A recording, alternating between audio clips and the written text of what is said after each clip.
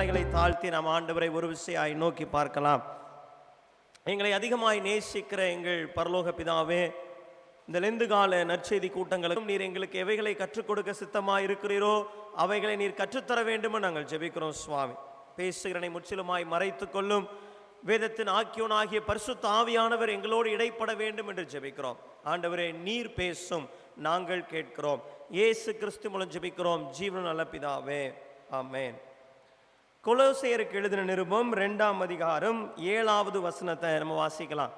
நீங்கள் போதிக்கப்பட்டபடியே விசுவாசத்தில் உறுதிப்பட்டு ஸ்தோத்திரத்தோடே அதிலே பெருகுவீர்களாக. ஸ்தோத்திரத்தோடே அதிலே பெருகுவீர்களாக. நாம் கடந்த 2 நாட்களும் ஆண்டவருடைய கிருபையினாலே கிறிஸ்தவர்களாக ஒரு கிறிஸ்தவ வளர்ச்சி என்ன என்பதை குறித்து நாம் பார்த்து வருகிறோம் இல்லையா? இயேசு கிறிஸ்துவை விசுவாசிக்கிறவர்களாக நான் அப்படியே இருக்கிறேன் என்கிற ஒரு நிலை கிறிஸ்தவ வாழ்க்கையில் கிடையாது. ஒன்று, கிறிஸ்துவுக்குள்ளாய் நான் வளர்ச்சி அடைகிறேன், இல்லை என்றால் நான் வீழ்ச்சி அடைகிறேன்.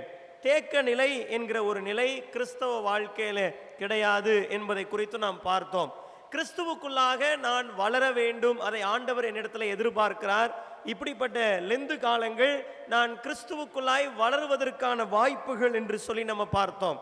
முதலாவது நாளிலே நம்ம பார்த்தோம், கிறிஸ்தவ வளர்ச்சி என்பது எனக்கு கடவுள் கொடுத்திருக்கிற அடையாளத்தை வெளிப்படுத்துகிற ஒரு வாழ்வு என்று சொல்லி பார்த்தோம். நான் இயேசு கிறிஸ்துவை ஏற்றுக்கொள்ளும் பொழுது கடவுளுடைய பிள்ளை, புத்திரர் என்கிற ஒரு உன்னதமான, மிகவும் அன்பான, ஒரு அதிகாரமிக்க ஒரு அடையாளத்தை நாம் பெற்றுக்கொள்கிறோம். அப்ப நான் கடவுளுடைய பிள்ளை என்றால், கடவுளுடைய குமாரன் குமாரத்தி என்றால் நான் எப்படிப்பட்ட வாழ்க்கை வாழ வேண்டும் என்பதை நம்ம தியானித்தோம். அப்ப என்னுடைய அடையாளத்தை என் வாழ்க்கையில நான் காண்பிக்கும் போது, நான் கடவுளுடைய புத்திரர் என்கிற ஒரு அந்த விசுவாசத்தை என்னுடைய செயல்ல காட்டும் பொழுது என்னுடைய கிறிஸ்தவ வாழ்க்கை வளர்ச்சி அடைகிறது என்று சொல்லி பார்த்தோம். 2வது நாளிலே நம்ம பார்த்தோம், ஆண்டவராகிய இயேசு கிறிஸ்து எனக்கு ஒரு அழைப்பு வைத்திருக்கிறார். there is a calling. அந்த அழைப்புக்கு பாத்திரமாய் நடந்து கொள்ளுவதுதான் வளர்ச்சி உள்ள கிறிஸ்தவ வாழ்க்கை என்று சொல்லி நம்ம பார்த்தோம். அப்ப ஆண்டவர் நம்முடைய வாழ்க்கையிலே தனிப்பட்ட விதத்தில் நமக்கு ஒரு அழைப்பு வைத்திருக்கிறார். சபையாக ஆவியின் ஒருமையை காத்து கொள்வதற்கு அழைக்கிறார். நாம் கிறிஸ்துவை விசுவாசிக்கிற கூட்டமாக நாம் பரம அழைப்புக்கு நேராய் ஓடிக்கொண்டிருக்கிறோம். பரலோகத்திற்குரியவர்கள் நாம், நம்முடைய குடியிருப்பு பரலோகத்தில் இருக்கிறது என்பதை குறித்து நம்ம தியானித்தோம். அப்ப இந்த அழைப்புக்கு தகுதியாய் வாழ வேண்டும் என்றால் நான் என்னவெல்லாம் செய்ய வேண்டும் என்பதை நாம் நேற்றைய தினத்திலே நாம் தியானித்தோம். இந்த மாலை வேளையில நாம் வாசிக்க கேட்ட அந்த வேத பகுதி கொலோசியர் 2:7 சொல்லுவது போல, நீங்கள் போதிக்கப்பட்டபடியே விசுவாசத்தில் உறுதிப்பட்டு ஸ்தோத்திரத்தோட அதிலே பெருகுவீர்களாக. பவுல் அப்போஸ்தலன் அவர் தம்முடைய திருச்சபைக்கு எழுதும் பொழுதெல்லாம் அந்த திருச்சபை மக்கள் அவர்கள் போதிக்கப்பட்டதிலே, அவர்கள் ஆண்டவரை அறிந்து கொண்டதிலே தொடர்ந்து வளர வேண்டும் என்கிற ஒரு எண்ணம் உடையவராயிருந்தார். ஏதோ அங்க அவங்களுக்கு சுவிசேஷம் அறிவிக்கப்பட்டது, அதை அவர்கள் கேட்டார்கள், ஏதோ ஓரளவுக்கு இருக்கிறார்கள் என்றால் போதும் என்பது அவருடைய எண்ணமாக இருக்கவில்லை இல்லையா? பவுலாக இருக்கட்டும் அல்லது பேதுரு எழுதுகிற நிருபங்களாக இருக்கட்டும், நீங்கள் வளர வேண்டும், சகோதர சிநேகத்திலே பெருகுவீர்களாக என்று பேதுரு எழுதுகிறதை பார்க்க முடியும். அப்போ அப்போஸ்தலர்கள், திருச்சபையில் உள்ள ஆண்டவருடைய மக்கள், அவர்கள் வளர வேண்டும், கிறிஸ்துவுக்குள்ளாக தொடர்ந்து வளர்ந்து கொண்டிருக்க வேண்டும் என்பது அவருடைய விருப்பமாயிருந்தது. ஆனால் நம்ம பார்த்தோம், வளர்ச்சி என்பது அடையாளத்தை வெளிப்படுத்துவது, அழைப்புக்கு பாத்திரமாய் நடந்து கொள்வது என்று சொல். இப்படி ஒரு வளர்ச்சியுள்ள கிறிஸ்தவ வாழ்க்கை வாழ்வது எளிதானதா சவாலானதா அப்படின்னு ஒரு கேள்வி கேட்டோம் அப்படின்னா நிச்சயமாக சவாலானது தான் இல்ல? ஏதோ ஒன்றை நான் கேட்டேன், வேதத்திலிருந்து கற்றுக்கொண்டேன், அப்படியே இருக்கணும் அப்படின்னா அது எளிதானதாக இருக்கும். ஆனால் வளர்ச்சி என்பது ஒரு மாற்றத்தை எனக்குள்ளாய் கொண்டு வருகிறது. நான் இருக்கிற நிலையை விட்டு அடுத்த நிலைக்கு நான் செல்ல வேண்டும் என்றால் சற்று சவாலானதுதான்.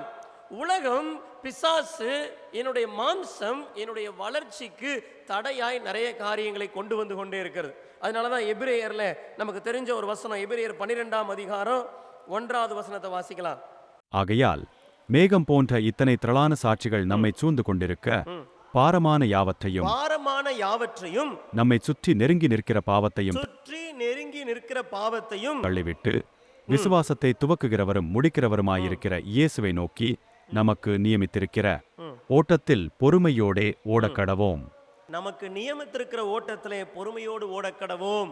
அப்ப இந்த வளர்ச்சியின் ஓட்டத்திலே ஓடும் பொழுது இங்க எபிரேய ஆக்கியோன் சொல்லுகிறாரு, பாரமான யாவற்றையும். ஏன்னா நான் வளராதபடி சில காரியங்கள் என்னை பாரப்படுத்தி கொண்டுதான் இருக்கிறது.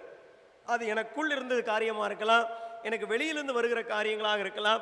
ஏதோ ஒரு காரியம் என்னை பாரப்படுத்துகிறது. இன்னொன்று அவர் சொல்லுகிறார், நம்மை சுற்றி நெருங்கி நிற்கிற பாவத்தையும். இன்னைக்கு இருக்கிற உலகத்துல பாவம் செய்வதற்கான வாய்ப்புகள் எப்பொழுதுமே திறந்திருக்கிறது. நம்முடைய கைகளிலே அவைகள் இருக்கிறது, நம்மை சுற்றி இருக்கிறது. அதான் நம்மை சுற்றி நெருங்கி நிற்கிற பாவத்தையும் உதறி தள்ளிவிட்டு நாம் ஓட வேண்டும். அப்ப கிறிஸ்தவ வாழ்க்கையில நான் வளர்ச்சி அடைய வேண்டும் என்று விரும்புகிறேன். ஆம், நான் கடவுளுடைய பிள்ளை என்கிற அடையாளம் இருக்கிறது, அதை பிரதிபலித்து வாழ விரும்புகிறேன். அவர் எனக்கு ஒரு அழைப்பு வைத்திருக்கிறார், அதன் அடிப்படையில் வாழ விரும்புகிறேன் என்றால் எனக்கு நிச்சயம் தடைக்கற்கள் உண்டு, நிச்சயம் போராட்டங்கள் உண்டு, நான் எதிர்த்து ஓட வேண்டிய சூழ்நிலைகள் நிச்சயமாக உண்டு. இப்ப நான் தான் அதற்கு தீர்மானம் எடுக்க வேண்டும். இவைகளை எல்லாம் தள்ளிவிட்டு எவ்வளவுதான் தடைகள் வந்தாலும் அதையும் தாண்டி நான் இந்த வளர்ச்சியின் பாதையிலே செல்ல வேண்டும் என்பதை நாம் தீர்மானிக்க வேண்டும். அப்ப இந்த மாலை வேளையிலே நாம் பார்க்க போகிற காரியங்கள், என்னுடைய வளர்ச்சிக்கு தடையாய் வருகிற காரியங்கள் என்ன? நான் கிறிஸ்துவுக்குள்ளாய் வளர வேண்டும் என்று தீர்மானித்து விட்டேன், ஆனால் எவைகளெல்லாம் எனக்கு தடைகளாய் இருக்கக்கூடும்? அப்படிப்பட்ட தடைகளை நான் உதறி தள்ளிவிட்டு ஓட தீர்மானிக்க வேண்டியிருக்குது. ஸோ இந்த மாலை வேளையில் ஒரு சில காரியங்களை நம்ம ஆண்டவருடைய சமூகத்தில் நாம் கற்றுக்கொள்ள போகிறோம். அவைகளை எல்லாம் நாம் தூக்கி எறிந்து விட்டு, அவைகளை எல்லாம் தள்ளிவிட்டு நான் என்னுடைய இயேசுவை நோக்கி இந்த வளர்ச்சியின் பாதையில் கிறிஸ்துவுக்குள்ளாய் நான் வளருகிற ஒரு வாழ்க்கையை வாழ வேண்டும். கொலோசையருக்கு பவுல் சொல்லுவது போல ஸ்தோத்திரத்தோடே நாம் பெருக வேண்டும் என்கிற ஒரு தீர்மானத்தை இந்த மாலை வேளையில் நாம் எடுத்து கடந்து செல்ல இருக்கிறோம். முதலாவதாக, நான் ஆண்டவருக்குள்ளாய் வளருவதற்கு, ஆண்டவருடைய பிள்ளையாய் வாழ்வதற்கு, அழைப்புக்கு ஏற்ற விதமாய் வாழ்வதற்கு எனக்கு தடையாய் இருக்கிற காரியம் என்ன? எபேசியருக்கு எழுதின நிருபம் 4ஆம் அதிகாரம் 25வது வசனம். அன்றியும் நாம் ஒருவருக்கொருவர் அவயவங்களாயிருக்கிறபடியால் பொய்யை களைந்து அவனவன் பிறனுடனே மெய்யை பேச கடவன். மெய்யை பேச கடவன். நாம் எல்லாரும் அவயவங்களாய் இருக்கிறபடினால நாம் பொய்களை களைந்து மெய்யை பேச கடவன். இந்த பொய், இதை குறித்து நம்ம நிறைய கேள்விப்பட்டிருப்போம் இல்லையா? பொய் சொல்லாதிருப்பாயாக என்கிற கட்டளை இருக்கிறது. நாம் பொய் சொல்லக்கூடாது என்பது நாம் நன்கு அறிந்த ஒரு காரியம்.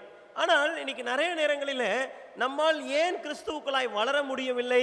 ஏனென்றால் நான் பொய்யிலே வாழ்ந்து கொண்டிருக்கிறேன். நான் பொய்களை பேசுவது மட்டுமல்ல, சில பொய்களை நம்பிக்கொண்டிருக்கிறேன். பொய்களுக்குள்ளாய் நான் மறைந்து கொள்ளுகிறேன். அப்ப இப்படி ஒரு பொய்யான ஒரு தோற்றத்திற்குள்ளாக, பொய்யான ஒரு வாழ்க்கைக்குள்ளாய் நான் இருக்கும் பொழுது என்னால் வளர முடியாது.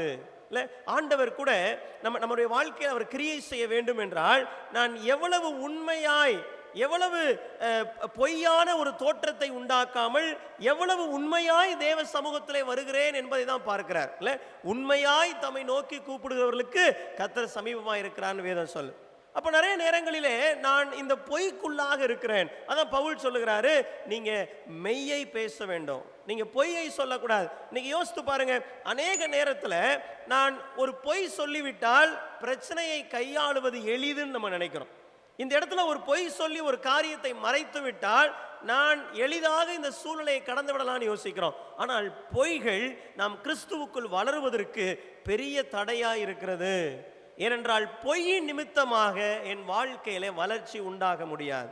இந்த பொய்களை நான் பேசும் பொழுது, அல்லது ஒரு பொய்யான ஒரு வாழ்க்கை இல்லை, உள்ளுக்குள்ள என்னுடைய வேறு விதமாக இருந்து கொண்டு வெளியில ஒரு பொய்யான வாழ்க்கை வாழுவேன் என்றால் என்னுடைய உண்மையான வளர்ச்சியை நான் பெற்றுக்கொள்ள முடியாது. அநேக நேரத்தில் இதை நம்ம அவ்வளவு சீரியஸா எடுத்துக்கிறது இல்லை. ஒரு சின்ன பொய் தானே, இந்த இடத்துல நான் மறைத்து கொண்ட ஒரு காரியம் தானே என்று சொல்லி நம்ம நினைக்கிறோம்.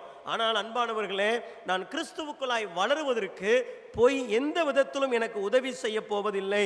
இன்னொரு வசனத்தை நம்ம வாசிக்கலாம். மத்தேயு நற்செய்தி நூல் 5ஆம் அதிகாரம் 37வது வசனம். உள்ளதை உள்ளதென்றும் இல்லதை இல்லதென்றும் சொல்லுங்கள், இதற்கு மிஞ்சினது தீமையினால் உண்டாயிருக்கும். பாத்தீங்களா? உள்ளதை உள்ளதென்றும் இல்லதை இல்லதென்றும் சொல்லுங்கள், அதுக்கு மிஞ்சினது தீமையினால் உண்டாயிருக்கும். அப்ப நான் வளர வேண்டும் என்று நான் யோசிக்கிறேன், ஆண்டவருக்குள்ள வளரணும்னு நினைக்கிறேன். ஆனா அந்த இடத்துல நான் பொய்யை பயன்படுத்துவேன் என்றால் அது தீமையினால் தான் உண்டாயிருக்கிறது. என்றைக்குமே பொய்யினால ஒரு நன்மை கிடைக்க போவதில்லை. அந்த பொய் எனக்கு தீமையை தான் கொண்டு வர போகிறது. அது நான் நம்புகிற பொய்களாக இருக்கலாம், எனக்கு நானே உருவாக்கி கொள்கிற பொய்களாக இருக்கலாம், அல்லது பேசுகிற பொய்களாக இருக்கலாம். நன்மை வரப்போவதில்லை. ஒருவேளை அந்த சூழ்நிலையில், அந்த நொடியில், அந்த மொமெண்ட்ல நான் ஒரு காரியத்தை நான் சமாளித்தது போல நான் உணரலாம். ஆனால் இந்த பொய்கள் தீமையினால் உண்டாயிருக்குது. ஆண்டவரே நேரடியாக கற்றுக் கொடுக்கிற ஒரு காரியம். நீங்கள் பொய்களை பேசும்போது அது தீமைக்கு தான் அழைத்து செல்லுகிறது. உங்களுடைய ஆவிக்குரிய வளர்ச்சிக்கு பொய் ஒரு பெரிய தடையாக இருக்கிறது. இந்த மாலை வேளையில இந்த பொய்யை களைந்து போட நாம் தீர்மானிக்க வேண்டும். அப்போஸ்தலர்கள் திருச்சபைக்கு எழுதும் போது அநேக இடங்களில் இந்த பொய்யை குறித்து எழுதுகிறார்கள். கொலோசியருக்கு எழுதின நிருபம் 3ஆம் அதிகாரம் 9வது வசனம். கொலோசியர் 3:9. ஒருவருக்கொருவர் பொய் சொல்லாதிருங்கள், பழைய மனுஷனையும் அவன் செய்கைகளையும் களைந்து போட்டு தன்னை சிருஷ்டித்தவருடைய சாயலுக்கொப்பாய் பூரண அறிவடையும்படி புதிதாக்கப்பட்ட புதிய மனுஷனை தரித்துக் கொண்டிருக்கிறீர்களே. கொலோசியருக்கு எழுதும் போது பவுல் சொல்லுகிறாரு, நீங்கள் பொய்யை சொல்லாதிருங்கள். ஏன்னா அந்த பொய் என்பது உங்கள் பழைய மனுஷனுக்குரிய சுபாவம். இல்ல, நீங்க முற்காலத்துல ஆண்டவரை அறியாத பொழுது நீங்கள் வாழ்ந்து கொண்டிருந்த அந்த வாழ்க்கையின் சுபாவம் தான் இந்த பொய். இன்னைக்கு நான் ஆண்டவருக்குள்ள வந்துட்டேன். இப்ப நான் ஒரு பெரிய மாற்றத்திற்குள் வந்து விட்டேன். இல்ல, நாம முதல் நாள் பார்த்தது போல நான் ஆண்டவருடைய பிள்ளை என்கிற அடையாளத்தை வாங்கிட்டேன். இப்ப நான் ஆண்டவருடைய பிள்ளை என்ற அடையாளத்தை வைத்துக்கொண்டு நான் பொய்களை பேசுவேன் என்றால் திரும்ப நான் பழைய மனுஷனுக்கு போறேன். அதனாலதான் பவுல் சொல்லுகிறாரு, உங்கள் பழைய மனுஷனை களைந்து போடுங்கள். அப்படி களைந்து போடும்போது இந்த பொய்யும் என்னை விட்டு போக வேண்டும். ஒரு பொய்யான ஒரு வாழ்க்கை, பொய்யை பேசுகிற ஒரு வாழ்க்கை என்பது என்னை மீண்டும் பழைய மனுஷனுக்கு கொண்டு போகிறது. ஆதலால் அது வளர்ச்சி அல்ல, அது வீழ்ச்சி. அது வளர்ச்சி அல்ல, அது வீழ்ச்சி. பொய் என்னுடைய வளர்ச்சிக்கு தடையா இருக்கிறது, பொய்யினால் உண்டாயிருக்கிறது, அது தீமையை கொண்டு வருகிறது. அதை விட ஆண்டவர் இன்னும் ஒரு ஆழமான ஒரு காரியத்தை சொல்லிக் கொடுக்கிறார். யோவான் எழுதின நற்செய்தி நூல் 8ஆம் அதிகாரம், யோவான் நற்செய்தி நூல் 8ஆம் அதிகாரம் 44வது வசனம். நீங்கள் உங்கள் பிதாவாகிய பிசாசானவனால் உண்டானவர்கள், உங்கள் பிதாவினுடைய இச்சைகளின்படி செய்ய மனதாயிருக்கிறீர்கள். அவன் ஆதி முதற்கொண்டு மனுஷ கொலைபாதகனாயிருக்கிறான். சத்தியம் அவனிடத்தில் இல்லாதபடியால் அவன் சத்தியத்திலே நிலை நிற்கவில்லை. அவன் பொய்யனும் பொய்க்கு பிதாவுமாயிருக்கிறபடியால் அவன் பொய் பேசும்போது தன் சொந்தத்தில் எடுத்து பேசுகிறான். அவன் பொய் பேசும்போது தன் சொந்தத்தில் எடுத்து பேசுகிறான். ஆண்டவர் இங்க சொல்லுகிறாரு, பிசாசானவன் அவன் பொய்யனும் பொய்க்கு பிதாவுமாயிருக்கிறான். He is a liar. அவன் ஒரு பொய் சொல்லுகிறவன். அப்போ இது என்ன நடக்குது? நான் பொய்யை பேசும் பொழுது, ஒரு பொய்யான ஒரு வாழ்க்கைக்குள் போகும் பொழுது, பொய்க்கு பிதா யாரு? பிசாஸ். அப்ப என்னுடைய அடையாளமே மாறிவிடுகிறது இல்லையா? நான் வளர்ச்சி என்பது நான் கடவுளுடைய புத்திரன் என்கிற அடையாளத்தில் இருக்கிறேன். நான் பொய்யை தெரிந்தெடுப்பேன் என்றால் என்னுடைய தகப்பன் யாரா மாறிடுவாரு? பிசாசா மாறிடுவார். ஏன்னா பிசாசு தான் அவன் பொய்யனும் பொய்க்கு பிதாவுமாயிருக்கிறான். இந்த பொய்யை நாம் ஒரு சாதாரண காரியமாய் பார்த்து விட முடியாது. இன்னைக்கு அநேகருடைய வாழ்க்கையில ஜெபிக்கிறாங்க, வேதத்தை வாசிக்கிறாங்க, ஆனால் ஆண்டவருக்குள் வளர முடியவில்லை. ஏனென்றால் இந்த பொய், இந்த ஒரு பொய்யான ஒரு வாழ்க்கை, பொய்களை சர்வசாதாரணமாய் பேசுகிற ஒரு வாழ்க்கையின் நிமித்தமாக வளர்ச்சி தடைப்பட்டிருக்கிறது. இந்த மாலை வேளையில் ஆண்டவர் உங்களை பார்த்து ஒரு கேட்கிற கேள்வி, எவ்வளவோ சத்தியங்களை வாங்கி கொண்டிருக்கிறேன், எவ்வளவோ செய்திகளை இந்த 2-3 நாட்களாக நான் கேட்டிருக்கிறேன். உண்மையிலேயே என் வாழ்க்கையில வளர்ச்சி வர வேண்டும் என்றால் இன்று மாலையிலே இந்த பொய்யை களைந்து போட நம்ம ஆயத்தமா? இந்த பொய் நம்மை சுற்றி நெருங்கி நிற்கிற ஒரு பாவம். நாம் ஆண்டவரை நோக்கி ஓடக்கூடாதபடி, நாம் பெருகக்கூடாதபடி நம்முடைய வளர்ச்சியை தடுத்து வைக்கிற ஒரு பாரம் இந்த பொய். இந்த மாலை வேளையில் ஒரு தீர்மானத்தை எடுப்போம். இந்த பொய்யினால் உண்டாவது தீமையாகத்தான் இருக்கிறது. இந்த பொய்யின் நிமித்தமாக நமக்கு எந்த ஒரு நன்மையும் இல்லை. இந்த பொய்யை நான் பேசும்போது நான் பழைய மனுஷனுக்குரியவனாய் மாறிவிடுகிறேன். எல்லாவற்றிற்கும் மேலாக ஆண்டவர் சொல்லுகிறார், இந்த பொய்யை நான் பேசுவேன் என்றால் இந்த பொய் என்னை பிசாசினுடைய பிள்ளையாக மாற்றி விடுகிறது. ஏனென்றால் பிசாசு தான் பொய்க்கு தகப்பனும், அவனும் பொய்யனா இருக்கிறான், அவன் பொய்க்கு பிதாவுமா இருக்கிறான் என்று சொல்லி வேதம் சொல்லுகிறது. இந்த மாலை வேளையில நாம் எடுக்க வேண்டிய முதலாவது தீர்மானம், நம்முடைய வளர்ச்சிக்கு தடையா இருக்கிற இந்த பொய்யை களைந்து போடுவதற்கு நாம் தீர்மானிக்க வேண்டும். ஒரு பொய் சொன்னோம் அப்படின்னா திரும்ப அடுத்த பொய் சொல்லக்கூடிய சூழல் கண்டிப்பா வரும் இல்லையா? பொய் என்னைக்குமே இட் மல்டிப்ளைஸ், அது பெருகி கொண்டு தான் போகும். ஒரு பொய்யில் ஆரம்பித்தோம் அப்படின்னா பல பொய்களை கடந்து தான் நம்ம நிறுத்த முடியும். அதற்கு பொய்யிலிருந்து விடுதலை பெற்று நான் மெய்யை பேசுவேன், உண்மையை பேசுவேன் என்கிற ஒரு தீர்மானத்தை எடுக்கும் பொழுது நம்முடைய ஆவிக்குரிய வாழ்க்கையில் ஒரு வளர்ச்சியை பார்க்க முடியும்.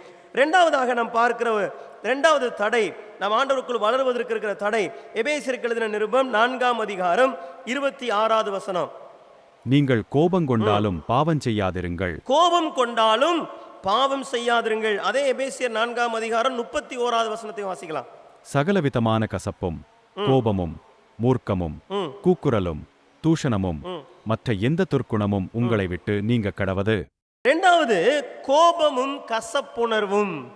கோபமும் கசப்புணர்வும். இங்க பவுல் எபேசியருக்கு எழுதும்போது அவர் என்ன சொல்லுகிறார் அப்படின்னா, நீங்கள் கோபம் கொண்டாலும் பாவம் செய்யாதிருங்கள், நீங்க சூரியன் அஸ்தமிக்கிறதுக்கு முன்னதாக உங்கள் எரிச்சல் தனிய கடவுது அப்படிங்கிறார். திரும்ப 31ஆம் வசனத்துல சொல்லும் போது சகலவிதமான கசப்பும் கோபமும் உங்களை விட்டு நீங்க கடவுது. இந்த கோபமும் கூட நாம் அடிக்கடி நம்ம எல்லாருக்கும் வருகிற ஒரு காரியம் இல்ல. கோபம் கெட்டதா என்று சொன்னால் இல்லை. கோபம் என்பது ஒரு உணர்ச்சி, கடவுளுக்கு இருக்கிற உணர்ச்சி. ஆண்டவர் கோபப்பட்டாரா? ஆமா. இயேசு கிறிஸ்து கோபப்பட்டாரா? ஆமா, கோபப்பட்டார் இல்ல. அநேக நேரங்களிலே கடவுள் கோபப்படுகிறதை பார்க்கிறோம்.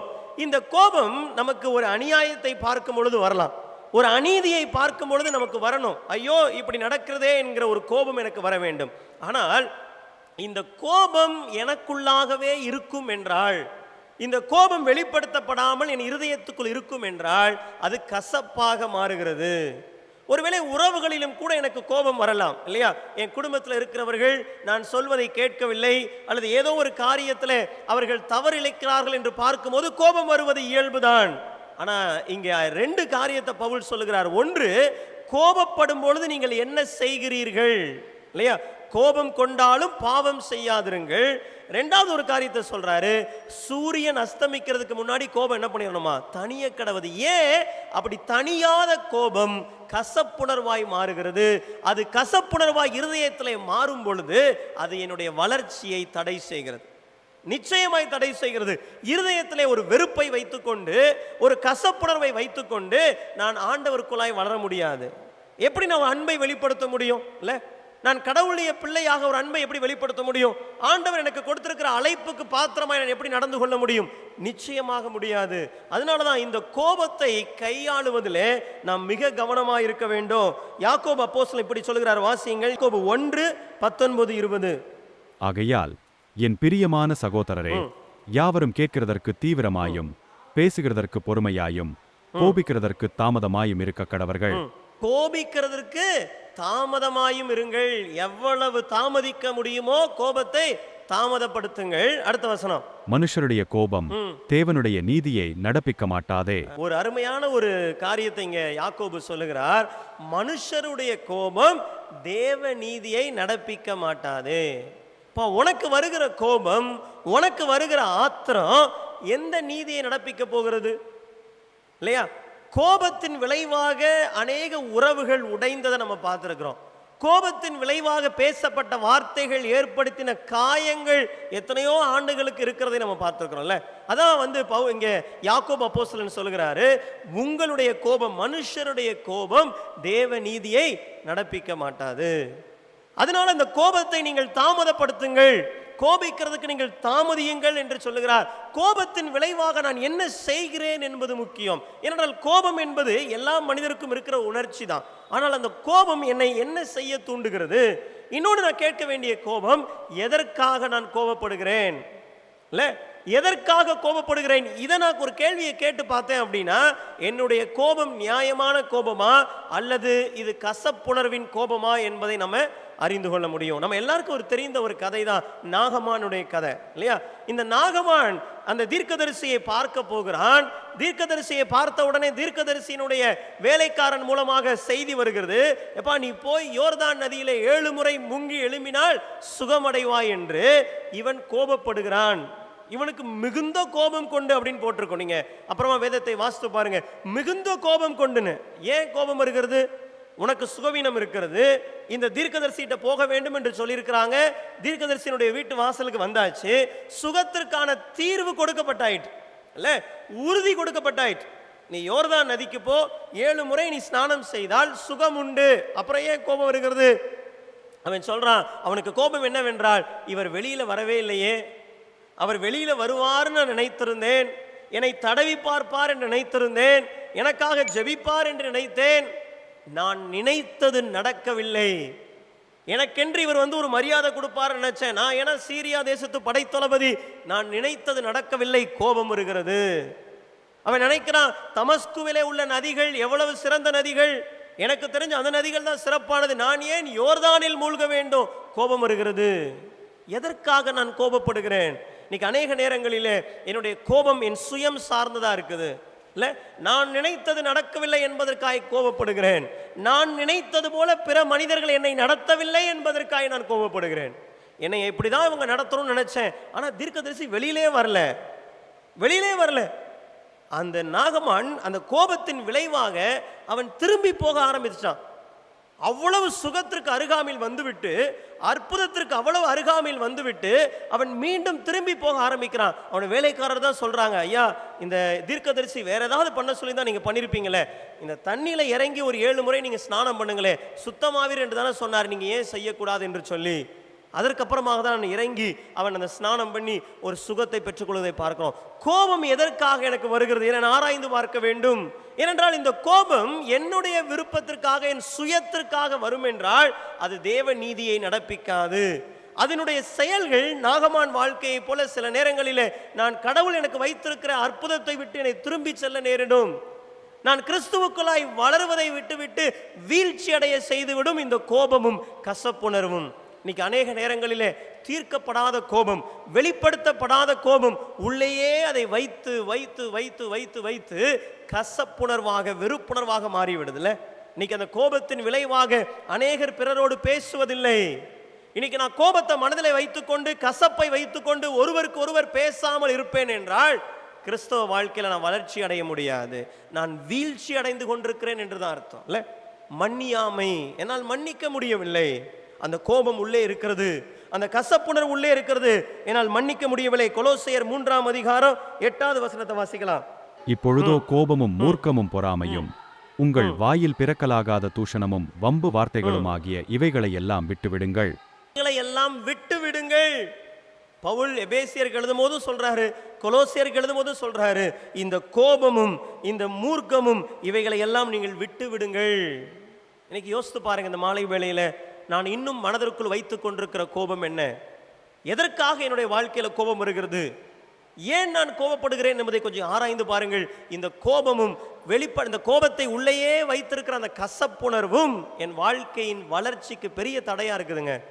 ஒருவேளை நாகமானை போல நம் வாழ்க்கையில் அற்புதங்கள் ஆயத்தமாக இருக்கிறது, ஆண்டவர் ரெடி பண்ணி வச்சிட்டார், அது ஆயத்தமாக இருக்கிறது, சுகம் ஆயத்தமாக இருக்கிறது, அற்புதங்கள் ஆயத்தமாக இருக்கிறது. இந்த கோபமும் கசப்பும் என்னை அந்த அற்புதத்திற்கு நேராய் கொண்டு செல்லாமல் என்னை வேறு திசையாய் கொண்டு போய் கொண்டிருக்கிறது. வளர்ச்சிக்கு நேராய் கொண்டு செல்லாமல் வீழ்ச்சிக்கு நேராய் கொண்டு சென்று கொண்டிருக்கிறது. இன்னைக்கு நம்முடைய இருதயத்திலே இப்படிப்பட்ட கசப்பை வைத்துக்கொண்டு நான் எப்படி வளர முடியும்?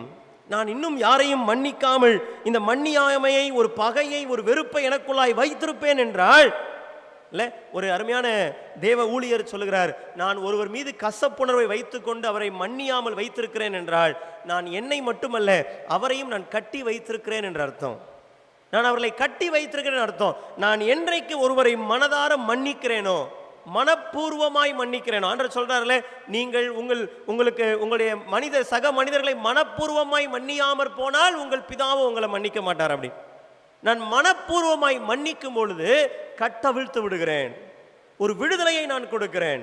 இந்த மாலை வேளையில ஆவியானவருடைய அந்த உதவியோடு சற்று ஆராய்ந்து பார்ப்போம். என் வாழ்க்கையிலே நான் விட்டுவிட வேண்டிய கோபம் இருக்கிறதா? நான் தூக்கி எறிய வேண்டிய கசப்புணர்வு இருக்குதா? இந்த மாலை வேளையில அவைகளை நாம் தூக்கி எறிவோம். ஆவியானுடைய உதவியினாலே மன்னிப்பதற்கு நாம் தீர்மானிப்போம். நம்முடைய வாழ்க்கையில வளர்ச்சி காணப்படும். இல்லை என்றால் இந்த கோபமும் கசப்புணர்வும் நம்மை வீழ்ச்சி அடைய செய்துவிடும். முதலாவதாக பொய்யான வாழ்க்கை, அது வளர்ச்சிக்கு தடையாய் இருக்கிறது.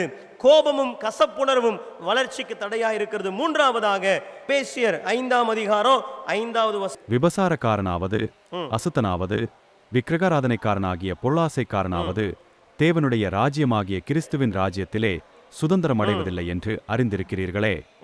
இங்கே பவுல் ஒருத்தரை குறித்து சொல்கிறாரு, விக்கிரக ஆராதனை ஆகிய பொருளாசை. பொருளாசை. கொலோசியருக்கும் அதே எழுதுறார் பாருங்க. கொலோசியர் 3ஆம் அதிகாரம் 5வது வசனம்.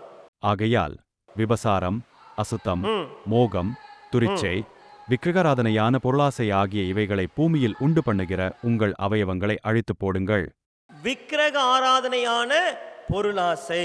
இந்த பொருளாசையை விக்கிரக ஆராதனையோடு ஒப்பிட்டு எழுதுகிறார். இந்த பொருளாசை அல்லது ஒரு பேராசை, இது என்ன நடக்கிறது? அநேக நேரங்களில் கடவுளுக்கு கொடுக்க வேண்டிய இடத்தை சில பொருள்கள் எடுத்துக்கொள்ளுகிறது இல்லையா? ஆண்டவருக்கு கொடுக்க வேண்டிய இடத்துல, ஆண்டவருக்கு கொடுக்க வேண்டிய முக்கியத்துவம், ஆண்டவருக்கு கொடுக்க வேண்டிய என்னுடைய கவனம், என்னுடைய அர்ப்பணிப்பு சில பொருட்கள் மீது போய்விடுகிறது. அதனால தான் அது விக்கிரக ஆராதனையாக மாறுது. அதனால தான் பவுல் சொல்லுகிறாரு, பொருளாசை, விக்கிரக ஆராதனை ஆகிய பொருளாசை. இந்த பொருளாசையை குறித்து ஆண்டவரே நேரடியாக எச்சரிப்பு கொடுத்திருக்கிறார். ஏன்னா இந்த பொருளாசை இருக்கும் பொழுது நீங்களும் நானும் ஆண்டவருக்குள்ளாய் வளர்ச்சி அடைய முடியாது. ஆண்டவர் எங்க சொல்லுகிறார்? லூக்கா எழுதின நற்செய்தி நூல் 12ஆம் அதிகாரம் 15வது வசனம். லூக்கா 12:15. பின்பு அவர் அவர்களை நோக்கி, பொருளாசையை குறித்து எச்சரிக்கையாயிருங்கள். ஏனெனில் ஒருவனுக்கு எவ்வளவு திரளான ஆஸ்தி இருந்தாலும் அது அவனுக்கு ஜீவன் அல்ல என்றார். இந்த இடத்துல ஆண்டவர் சொல்றாரு, நீங்க பொருளாசை குறித்து எச்சரிக்கையா இருக்க வேண்டும் என்று சொல்லிட்டு ஒரு உவமையை சொல்லுகிறார். நீங்க 16ல வாசித்தீங்கன்னா அந்த உவமை கொடுக்கப்பட்டிருக்கிறது. அது என்ன சொல்லுகிறது? ஒரு ஐஸ்வர்யமுள்ள ஒருத்தன் இருக்கிறான், அவனுடைய நிலம் நன்றாய் விளைந்தது, அவனுக்கு நல்ல ஆசீர்வாதம், அவன் என்னெல்லாம் விதைக்கிறானோ நல்ல பலன் கிடைக்கிறது, நன்றாய் விளைந்தது. அதை எடுத்து இவன் என்ன பண்ணுகிறான்? தானியங்களை சேர்த்து வைக்கிறான். சேர்த்து வைப்பதற்கு இடமில்லை, அதனால அவன் ஒரு பெரிதாக அந்த களஞ்சியங்களை இடித்து பெரிதாய் கட்டுகிறான். எல்லா பொருள்களையும் அங்கே சேர்த்து வைத்து விட்டு, இதுவரைக்கும் பிரச்சனை இல்லை, அவன் நல்ல விளைச்சல் வந்தது, தப்பு இல்லை, அதை சேர்த்து வைப்பதற்கு இடமில்லை, தப்பு இல்லை, பெரிதாக கட்டுகிறான், எல்லாவற்றையும் சேர்த்து வைக்கிறான். பிரச்சனை இங்கே தான் துவங்குகிறது. 19ஆம் வசனத்தில் பார்க்கிறோம், அவன் தன் ஆத்துமாவே உனக்காக அநேக வருஷங்களுக்கு பொருள்கள் சேர்த்து வைக்கப்பட்டிருக்கிறது, நீ இளைப்பாரி புசித்து குடித்து பூரிப்பாயிரு அப்படின்னு சொல்றான். இந்த பொருளாசையுடைய பிரச்சனை என்ன? எனக்கு சில பொருட்கள் தேவை, அது எனக்கு இருந்தால் நன்றா இருக்கும் என்று நினைப்பதில் தவறில்லை, சில காரியங்களை எடுத்து நான் சேர்த்து வைப்பதில் தவறில்லை. ஆனால் பிரச்சனை எங்க வருகிறது? நான் இந்த பொருட்களை கடவுளாக மாற்றுகிறேன். இவன் என்ன பண்றான்? 19ஆம் வசனம், லூக்கா 12:19 வாசிங்க. பின்பு ஆத்துமாவே உனக்காக அநேக வருஷங்களுக்கு அநேகம் பொருட்கள் சேர்த்து வைக்கப்பட்டிருக்கிறது, நீ இளைப்பாரி புசித்து குடித்து பூரிப்பாயிரு என்று என் ஆத்துமாவோடே சொல்லுவேன் என்று தனக்குள்ளே சிந்தித்து சொல்லிக் கொண்டான். இவனுடைய சிந்தனையெல்லாம் எப்படி இருக்குது? இப்ப எனக்கு நிறைய பொருட்கள் இருக்கு, நிறைய சேர்த்து வச்சுட்டேன், அதனால நான் மகிழ்ச்சியா இருப்பேன், நான் பூரிப்பா இருப்பேன், நான் கவலைப்பட தேவையில்லை, ஏனென்றால் இந்த பொருட்கள் இருக்கிறது. இன்னொன்னு சொல்ல, நான் இளைப்பாறுவேன், ஐ வில் ரிலாக்ஸ். எதில் அவன் இளைப்பாறுகிறான்? எதில் அவன் பாதுகாப்பாக உணர்கிறான்? எதில் அவனுக்கு மனதிலே ஒரு நிம்மதி கிடைக்கிறது? ஏனென்றால் எனக்கு பொருட்கள் இருக்கிறது. இன்னைக்கு அதுதான் ஆபத்து. நான் ஆண்டவர் மீது என்னுடைய இளைப்பாறுதலை வைக்காமல், ஆண்டவரில் மகிழாமல் இந்த உலக பொருளிலே நான் மகிழ்ச்சி அடைவேன் என்றால் என்னுடைய வாழ்க்கையிலே பொருளாசை இருக்கிறது. இந்த பொருளாசை ஆவிக்குரிய வளர்ச்சிக்கு தடையா இருக்குது. ஆண்டவர் சொல்றார், வாசிங்க 21வது வசனம். தேவனிடத்தில் ஐசுவரியவானாயிராம், தனக்காகவே பொக்கிஷங்களை சேர்த்து வைக்கிறவன் இப்படியே இருக்கிறான் என்றார். தேவனிடத்திலே ஐஸ்வர்யவானாயிராமல் தனக்காகவே பொக்கிஷங்களை சேர்த்து வைக்கிறவன் இப்படி இருக்கிறான். பிரச்சனை இங்கதான், பொருட்களிலே பிரச்சனை இல்லை. நாம் நன்றாய் சந்தோஷமாய் மகிழ்ந்திருக்கும்படி ஆண்டவர் பொருட்களை கொடுத்திருக்கிறாரு. ஆனா என்னுடைய மகிழ்ச்சிக்கான மூலத்தனம் ஆண்டவரிடம் தான் வரணும். அவர் தான் என்னுடைய மகிழ்ச்சிக்கான சோர்ஸ், அவர் தான் இல்லையா? நான் அவரிலே மகிழாமல், எனக்கு பொருட்கள் இருக்கிறது நான் பூரிப்பா இருப்பேன், எனக்கு பொருட்கள் இருக்கிறது நான் இளைப்பாறுவேன், இதுல எனக்கு ஒரு திருப்தி கிடைக்கும் என்று இருப்பேன் என்றால் எனக்குள் பொருள் ஆசை இருக்கிறது. நான் கடவுளை வைக்க வேண்டிய இடத்துல என்னுடைய பொருட்களை வைத்து விட்டேன், என்னுடைய விளைச்சலை வைத்து விட்டேன், எனக்கு கடவுள் கொடுத்த ஒரு நன்மையை கடவுளுக்கு வைக்க வேண்டிய இடத்துல வைத்து விட்டேன். இல்ல, இந்த கெட்டகுமாரன் கதை என்று நம்ம ஒன்று சொல்றோம் இல்லையா? அங்கும் கூட அதுதான் நடக்குது. அந்த இளைய மகன் தன் தகப்பனிடத்துல போய் ஆஸ்தியை வாங்குகிறான். இல்ல, அது அவனுடைய தகப்பனுடைய ஆஸ்தி, அவனுக்கு வர வேண்டிய ஆஸ்தி கொடுத்துட்டாரு, வாங்கிட்டான். ஆனா என்ன நடக்கிறது? சில நாளைக்கு பின்பு அவன் ஆஸ்தியை எடுத்துக்கொண்டு தகப்பனை விட்டே தூரமா போயிட்டான். இல்ல, தகப்பன் கொடுத்த ஆஸ்தி, தகப்பன் கொடுத்த ஒரு ஆசீர்வாதம், தகப்பனை விட்டே அவனை பிரித்த பொழுதுதான் அவன் துன்மார்க்கமாய் ஜீவனம் பண்ண ஆரம்பிக்கிறான். அவனுடைய வாழ்க்கை ஒரு வீழ்ச்சி அடைகிறத பார்க்கிறோம். அவன் வாழ்க்கை மிக கேவலமான நிலைக்கு போகிறதை பார்க்கிறோம். இன்னைக்கு பொருள் ஆசை என்பது விக்கிரக ஆராதனையாய் மாறுகிறது. இன்னைக்கு எத்தனை நேரங்களை யோசித்து பாருங்க. கடவுள் நமக்கு கொடுத்த நன்மைகளை நாம் கடவுளுக்கு கொடுக்க வேண்டிய இடத்தை அந்த நன்மைகளுக்கு கொடுத்துக்கிட்டு இருக்கிறோம். கடவுள் நமக்கு கொடுத்தவைகள் நம்மை கடவுளை விட்டு பிரித்து கொண்டிருக்கிறது. யோசித்து பாருங்க. இன்னைக்கு அப்படிப்பட்ட சூழல், அப்படிப்பட்ட ஒரு விக்கிரக ஆராதனை நம்முடைய வாழ்க்கையில இருப்பதனால்தான் நான் வளர்ச்சி அடைய முடியவில்லை. இந்த மாலை வேளையிலே நாம் ஆராய்ந்து பார்க்கும்படி தேவன் அழைக்கிறார். என் வாழ்க்கையிலே இப்படிப்பட்ட விக்கிரக ஆராதனை ஆகிய பொருளாசையாக எது இருக்கிறது? எதை நான் வைத்திருக்கிறேன்? எதை நினைத்து நான் எனக்கு நான் சொல்லிக் கொண்டிருக்கிறேன்? நான் இளைப்பாறுவேன், நான் பூரிப்பாய் இருப்பேன் என்று எதை சொல்லிக் கொண்டிருக்கிறேன்? நான் கர்த்தரில் ஐஸ்வர்யமாய் இல்லாமல், கர்த்தருக்குள்ளாய் மகிழாமல், கர்த்தருக்குள்ளாய் இளைப்பாறாமல் எந்த உலக பொருள் மீது இளைப்பாறினாலும் நான் வீழ்ச்சி அடைகிறேன் என்பதுதான் அர்த்தம். என்னுடைய திருப்தி, என்னுடைய மகிழ்ச்சி ஆண்டவருக்குள்ளாய் இருக்க வேண்டும். இல்லை என்றால் நீங்களும் நானும் இந்த பொருளாசையில சிக்கிக்கொள்ள வாய்ப்பு இருக்கிறது. 1 கொரிந்தியர் 6ஆம் அதிகாரம் 10வது வசனத்தை வாசிக்கலாம். 1 கொரிந்தியர் 6:10. திருடரும் பொருளாசைக்காரரும் வெறியரும் உதாசீனரும் கொள்ளைக்காரரும் தேவனுடைய ராஜ்யத்தை சுதந்தரிப்பதில்லை. தேவனுடைய ராஜ்யத்தை சுதந்தரிப்பதில்லை. மிக தெளிவாக வேதம் சொல்லுகிறது. இன்னைக்கு ஆண்டவர் எனக்கு ஒரு பரம அழைப்பை வைத்திருக்கிறார். நான் பரலோகத்திலே குடியிருக்கக்கூடியவன் என்றால், இந்த பொருளாசை இருக்கும் என்றால் நாங்கள் உள்ள போகவே முடியாது. என்னுடைய அழைப்புக்கு பாத்திரமாய் நான் வாழ வேண்டும், அதுதான் வளர்ச்சி என்று நாம் தியானித்தோமே. அந்த வளர்ச்சி வெளிப்பட வேண்டும் என்றால் இந்த பொருளாசையை நான் விட்டுவிட வேண்டும். விக்கிரக ஆராதனை ஆகிய பொருளாசையை நாம் விட்டுவிட வேண்டும். அருமையான திருச்சபையாரே, சற்று ஆராய்ந்து பார்ப்போம். என் வாழ்க்கையில விக்கிரக ஆராதனையாக கடவுளுக்கு வைக்க வேண்டிய இடத்துல எதை நான் வைத்திருக்கிறேன்?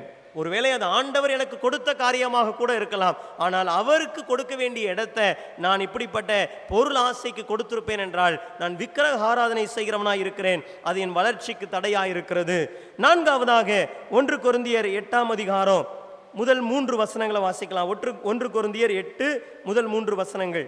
விக்கிரகங்களுக்கு படைக்கப்பட்டவைகளை குறித்த விஷயத்தில் நம்மெல்லாருக்கும் அறிவு உண்டென்று நமக்கு தெரியுமே. அறிவு இருமாப்பை உண்டாக்கும், அன்போ பக்தி விருத்தியை உண்டாக்கும். ஒருவன்தான் ஏதேனும் ஒன்றை அறிந்தவன் என்று எண்ணிக்கொள்வானானால் ஒன்றையும் அறிய வேண்டிய பிரகாரமாக அவன் இன்னும் அறியவில்லை. தேவனில் அன்பு கூறுகிறவனெவோனோ அவன் தேவனால் அறியப்பட்டிருக்கிறான். இந்த இடத்துல விக்கிரகங்களுக்கு படைக்கப்பட்டதை குறித்து பேசும்பொழுது ஒரு தெளிவை அந்த இடத்துல பவுல் கொண்டு வர முற்படுகிறார். அதை குறித்து போதிக்க விரும்புகிறார். ஆனா அங்க அவர் ஒரு பிரச்சனையை பார்க்கிறார். என்ன அப்படின்னா, சில பேருக்கு அதில் இருக்கிற அந்த அறிவு அவர்களுக்குள்ளாய் ஒரு இருமாப்பை, ஒரு பெருமையை கொண்டு வருகிறதை பார்க்கிறார். இன்னைக்கு அநேக நேரங்களிலே ஆண்டவர் நான் வளர வேண்டும் என்று விரும்புகிறார், ஆண்டவருக்குள்ள வளர்ச்சி அடையணும் விரும்புகிறாரு, எனக்கும் அந்த ஆசை இருக்குது. ஆனால் எது என்னை தடை செய்கிறது? இந்த இருமாப்பு அல்லது என்னுடைய பெருமை. இல்லை, இந்த பெருமை என்பது நிறைய நேரங்களில் என்னை எந்த ஒரு நிலைக்கு கொண்டு போகுதுன்னா, எனக்கு தெரியும் இல்லை, விக்கிரகங்களுக்கு படைக்கப்பட்டதை குறித்து அநேகர் என்ன நினைக்கிறாங்க, எனக்கு அதை பற்றி அறிவு உண்டு, எது சரி தப்புன்னு எனக்கு தெரியும். அந்த அறிவு அவர்களுக்குள் ஒரு பெருமையை கொண்டு வருகிறது. அதனால பிறருக்கு பக்தி விருத்தி உண்டாகல, ஒரு வளர்ச்சி உண்டாக முடியவில்லை, ஒரு விருத்தி உண்டாக முடியவில்லை. அது தடையாக தான் மாறுகிறது.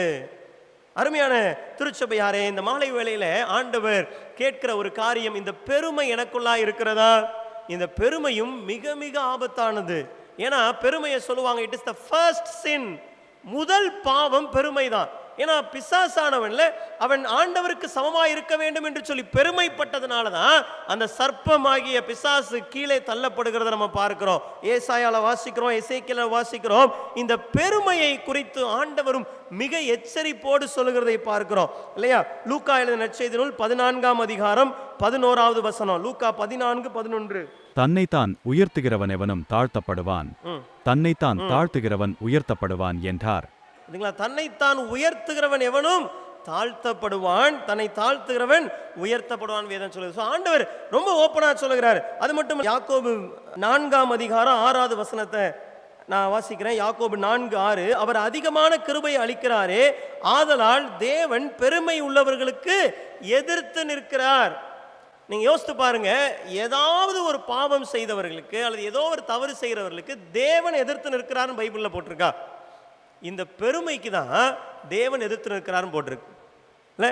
ஒருவேளை அநேக மோசமான பாவம் செய்து வருகிறவர்களை எல்லாம் கூட ஆண்டவர் மன்னித்து விடுகிறார், அவங்களுக்கு உதவி செய்கிறார், சரி இந்த பாவத்தை விட்டு வெளியில வர உதவி செய்கிறார். ஆனா இந்த பெருமை என்ன பண்ணும் அப்படின்னா, இந்த பெருமை ஆண்டவரே நம்ம எதிர்க்கக்கூடிய ஒரு நிலைக்கு நம்மை தள்ளிவிடும். பிற எப்படி நம்ம வளர்ச்சி அடைய முடியும் இல்ல?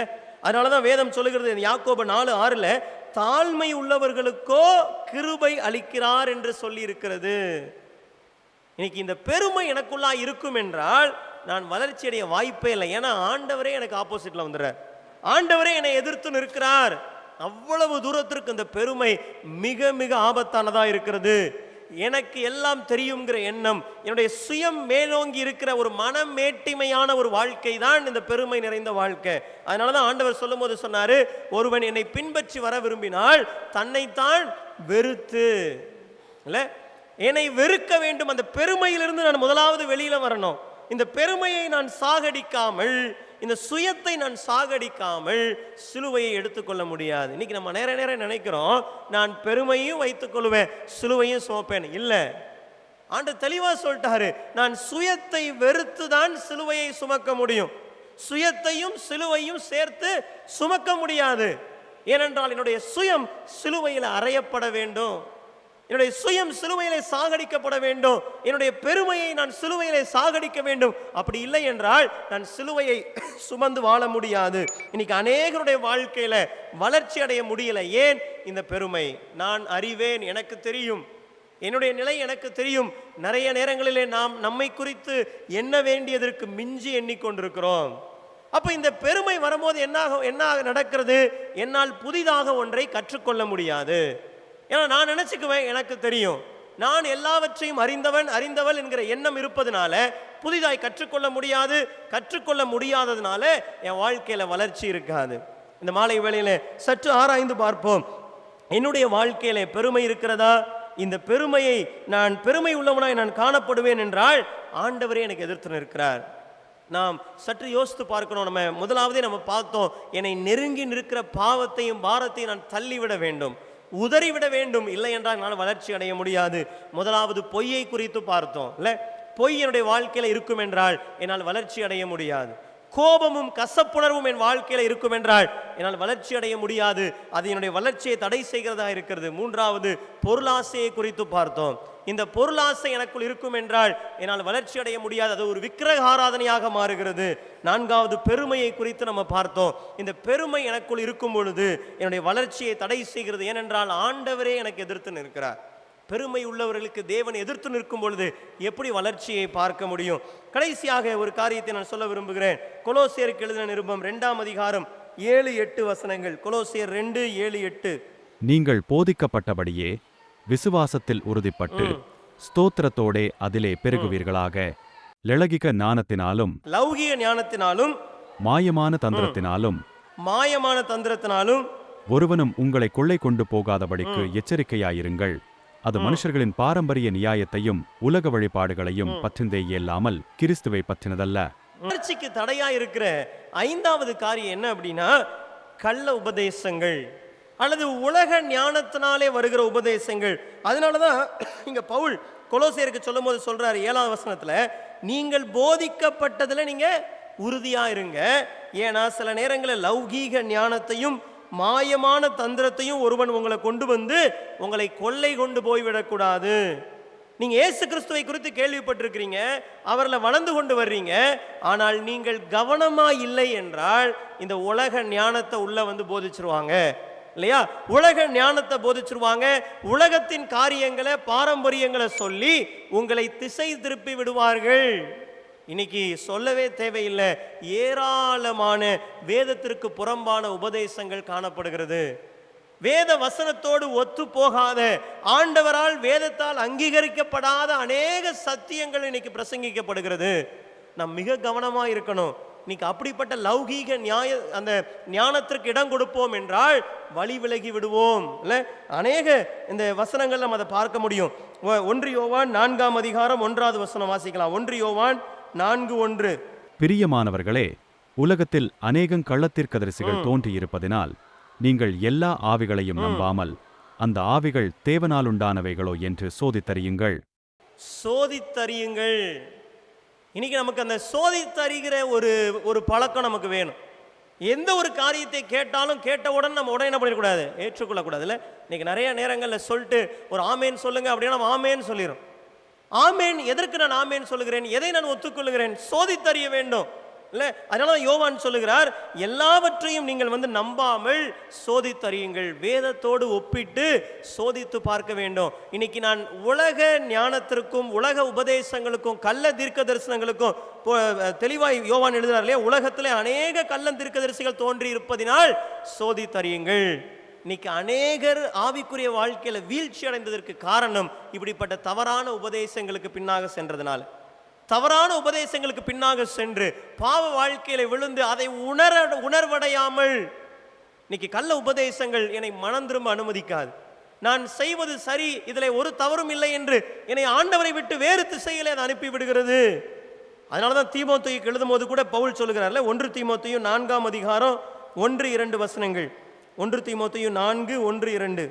ஆகிலும் ஆவியானவர் வெளிப்படையாய் சொல்லுகிறபடி பிற்காலங்களிலே மனச்சாட்சியில் சூடுண்ட பொய்யருடைய மாயத்தினாலே சிலர் வஞ்சிக்கிற ஆவிகளுக்கும் பிசாசுகளின் உபதேசங்களுக்கும் செவி கொடுத்து விசுவாசத்தை விட்டு விலகி போவார்கள். போதும் போதும், விசுவாசத்தை விட்டு விலகி போவார்கள். எதனால விலகி போவாங்களா? வஞ்சிக்கிற ஆவிகளுக்கும் பிசாசுகளின் உபதேசங்களுக்கும் செவி கொடுத்து. பிற்காலத்தில் இது நடக்கும்னு சொல்லியிருக்கிறார் இல்லையா. ஆவியானவர் வெளிப்படையாய் சொல்லுகிறபடி பிற்காலங்களிலே மனசாட்சியில் சூடுண்ட பொய்யருடைய மாயத்தினால நடக்கும். நம்ம ரொம்ப கவனமா இருக்கணும்.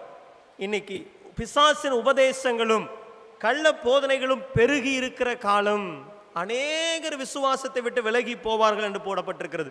இன்னைக்கு நான் வளர்ச்சி அடைய வேண்டும் என்றால் என்னுடைய உபதேசங்களிலே கவனமாக இருக்க வேண்டும். எப்படிப்பட்ட உபதேசத்தை நான் உள்ளே அனுப்புகிறேன் என்பதில் கவனமாக இருக்க வேண்டும். இல்லை என்றால் நான் விலகி போவதற்கு வாய்ப்பு இருக்கிறது, வீழ்ச்சி அடைவதற்கு வாய்ப்பு இருக்கிறது. இந்த அருமையான மாலை வேளையிலே ஆண்டவர் நமக்கு கற்றுக் கொடுத்திருக்கிற காரியம், என் வாழ்க்கையில பொய் இருக்கும் என்றால் அது வளர்ச்சிக்கு தடையாக இருக்கிறது. கோபமும் கசப்புணர்வும் வளர்ச்சிக்கு தடையாக இருக்கிறது. பொருளாசை தடையாக இருக்கிறது. பெருமை உள்ளவர்களுக்கு தேவன் எதிர்த்து நிற்கிறார். கள்ள உபதேசங்கள் எனக்கு தடையாக இருக்கிறது. அப்ப எனக்கு ஒரு கேள்வி வரலாம், நான் எப்படி இவைகளை எல்லாம் மேற்கொண்டு வளருவது? நான் இவைகளின் மத்தியிலும் இதையெல்லாம் மேற்கொண்டு நான் வளர வேண்டும் என்றால் என்னுடைய சுய பலத்தினால முடியாது. அதற்கு 2 காரியங்களை நான் சொல்லி நிறைவு செய்ய விரும்புகிறேன்.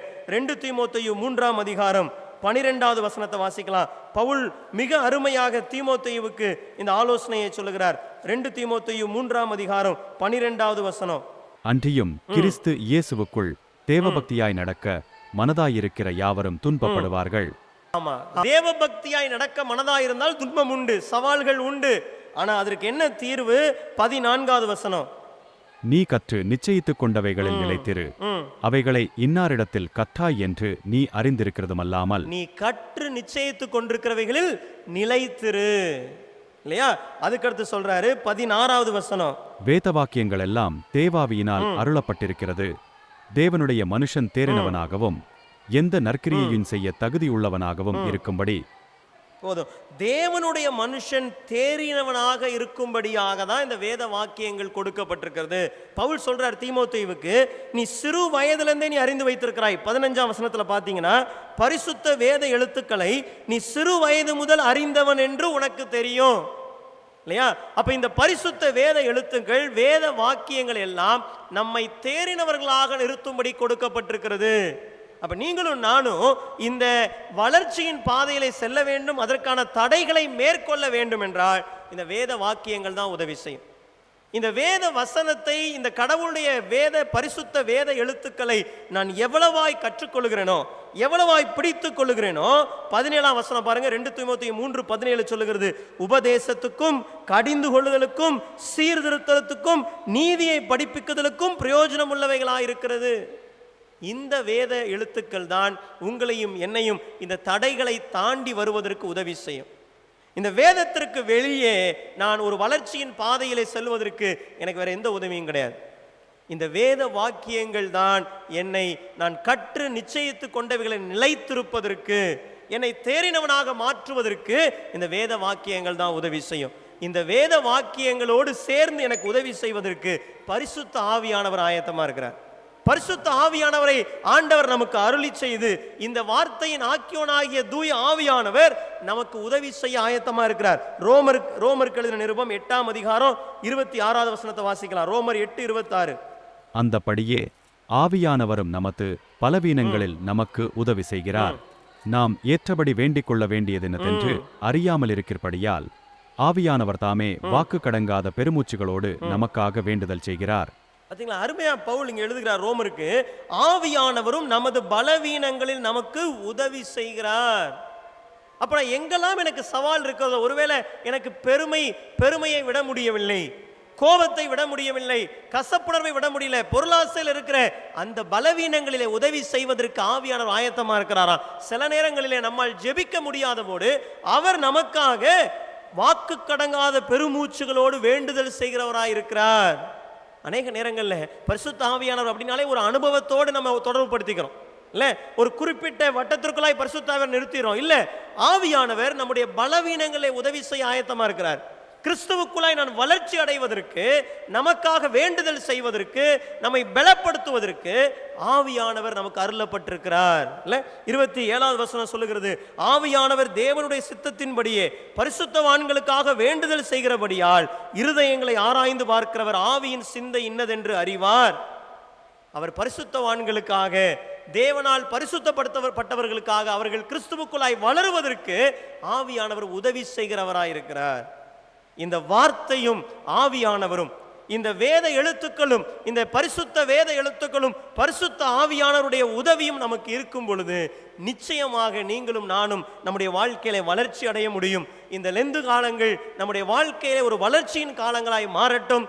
நாம் அவருடைய பிள்ளைகள் என்கிற அடையாளத்தை வெளிப்படுத்தி அந்த அழைப்புக்கு பாத்திரமாய் நடந்து கொள்ள தேவன் உதவி செய்வாராக. தடை கற்களாய் வருகிற எல்லாவற்றையும் உதறி தள்ளிவிட்டு நம்முடைய இயேசுவை நோக்கி ஓடுவதற்கு இந்த வார்த்தையை சார்ந்து ஆவியானவருடைய உதவியோடு நாம் முன்னேறி செல்ல தேவன் நமக்கு உதவி செய்வாராக. கண்களை மூடி தலைகளை தாழ்த்தி நாம் ஜெபிப்போம். ஒரு சில நிமிடங்கள் ஆண்டவருடைய சமூகத்தில் ஆவியானவருடைய பிரசன்னத்தை உணர்ந்தவர்களாய் ஆராய்ந்து பார்க்கலாம். உங்களுடைய வாழ்க்கையில பொய் இருந்து கொண்டிருக்கிறதா? நான் பொய்யை தெரிந்தெடுக்கும் பொழுது தீமையை தான் நான் வருவித்துக் கொள்ளுகிறேன்.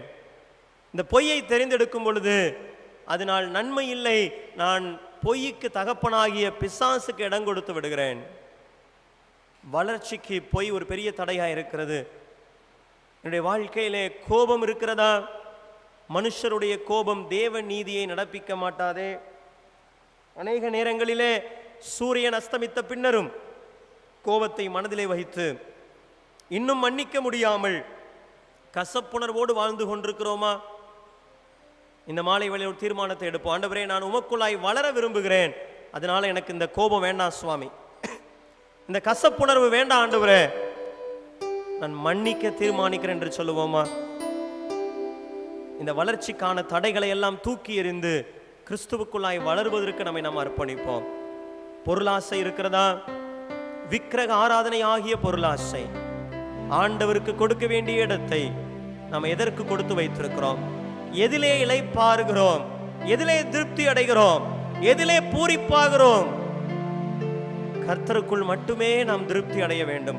கர்த்தருக்குள் மட்டுமே இளைப்பாற வேண்டும். கர்த்தருக்குள் மட்டுமே நாம் பூரிப்படைய வேண்டும்.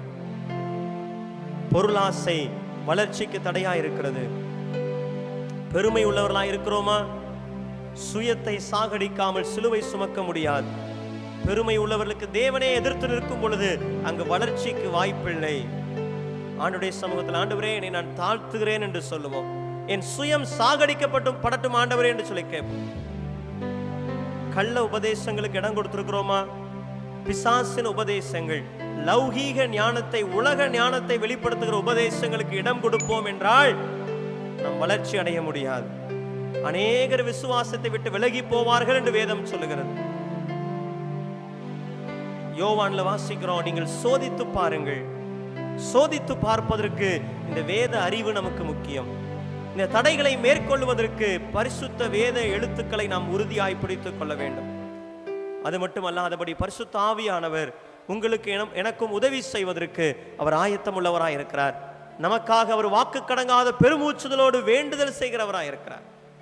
இன்னைக்கு ஒரு தீர்மானத்தை எடுப்போம். ஆண்டவரே, நான் என்னுடைய ஆவிக்குரிய வாழ்க்கையில வளர்ச்சி அடைய விரும்புகிறேன் சுவாமி. இந்த தடைகளை எல்லாம் தகர்ப்பதற்கு வேத வாக்கியங்களை நான் உறுதியாய் பிடித்துக் கொள்வேன். ஆவியானுடைய உதவியோடு நான் வளர்ச்சி அடைவேன் என்று ஒரு தீர்மானத்தை எடுப்போம். நேசிக்கிற பரலோக பிதாவே, இந்த மாலை வேலைக்காய் நன்றி செலுத்துகிறோம் சுவாமி. இந்த 3 நாட்களும் கிறிஸ்துவுக்குள்ளாய் வளர்வதற்கென்று நீர் கற்றுக் கொடுத்த பாடத்திற்காய் நன்றி செலுத்துகிறோம். இந்த மாலை வேளையிலும் தடைகளாக, வளர்ச்சிக்கு தடைகளாக இருக்கிற எல்லா விதமான காரியங்களையும் களைந்து விட்டு, அவைகளை தூக்கி எறிந்து விட்டு, வேத வாக்கியங்களை பிடித்து கொண்டு ஆவியானுடைய துணையோடு நாங்கள் வளர கர்த்தர் எங்களுக்கு உதவி செய்ய வேண்டும் நாங்கள் ஜெபிக்கிறோம். எங்களால் விட்டுவிட முடியாமல் இருக்கிற எவ்வளவு கடினமான காரியமாக இருந்தாலும் ஆவியானவர் உம்முடைய பலத்தினாலே எங்களுடைய பலவீனங்களிலே உதவி செய்ய வேண்டும் என்று ஜெபிக்கிறோம். உம்முடைய வார்த்தைக்காக நாங்கள் மீண்டுமாய் நன்றி செலுத்துகிறோம். உம்முடைய வார்த்தையை மேன்மைப்படுத்தும். உம்முடைய வார்த்தையின்படி வாழ நீர் எங்களுக்கு உதவி செய்யும். உம்முடைய நாமம் மாத்திரம் மகிமைப்படுவதாக. இயேசு கிறிஸ்து மூலம் ஜெபிக்கிறோம் ஜீவனுள்ள நல்ல பிதாவே, ஆமென்.